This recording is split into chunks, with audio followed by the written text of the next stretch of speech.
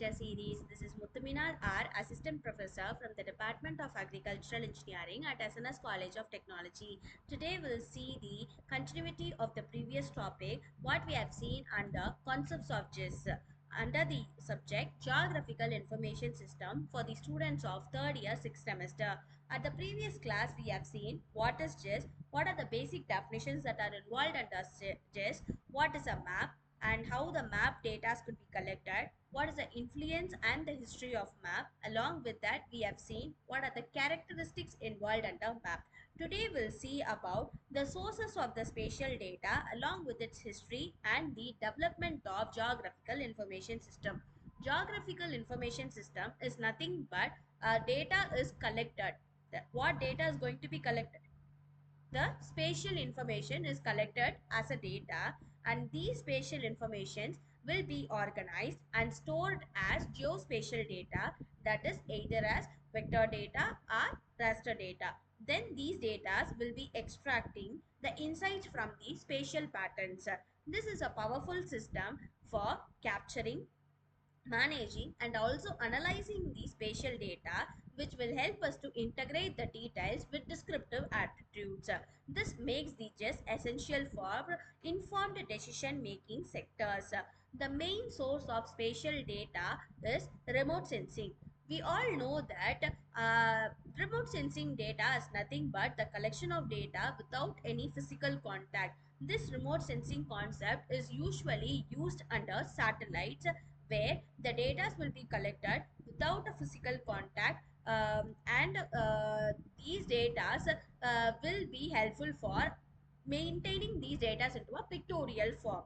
These sources are categorized with the help of remote sensing, field surveys and existing data, and these data types include raster as well as the vector data, and the quality consideration will always involve accuracy, resolution and timeliness.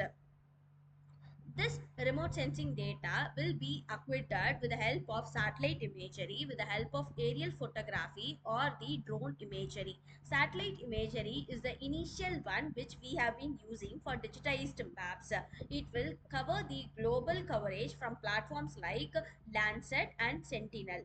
But the aerial photography is nothing but the higher resolutional photographs will be taken with at the aircrafts or aeroplanes, which will provide us a detailed views. Drone imagery is a recent technology which will offer centimeter level accuracy with a rapid deployment and for the localized areas. This involves the collecting of data without any physical contact, and also it will give us a higher resolution ortho photos in a precise localized data with rapid deployment. The field survey data collection will be done with the help of GPS, GNSS. GPS is nothing but a global positioning system which helps us to offer a sub-meter to centimeter accuracy with the RTK. The next one which helps us in calculation is field survey data will be calculated with the help of total station and LIDAR. Total station will provide us a precise and distance measurement for the features, and LIDAR will provide us a laser scanning with a dense 3D point clouds capturing millions of points per second. The field survey involves direct on the ground spatial data capture, which will also provide us an accurate positioning, and the total station will provide us precise data, and the LIDAR technology will generate denser 3D point clouds for detailed models.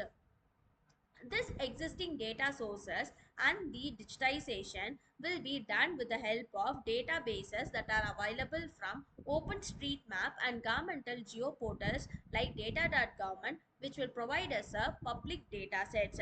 That statistical data will involve census data, which provides us block demographics and socio insights. These existing data, including the historical maps and also the statistical data, will be available under OpenStreetMap, and the digitization is a process which will help us to convert into digital formats, making them usable in GIS platforms.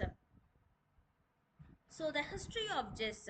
Initially, the John Snow's cholera map, where I have said at the map history that which made a major impact under cholera medicine map.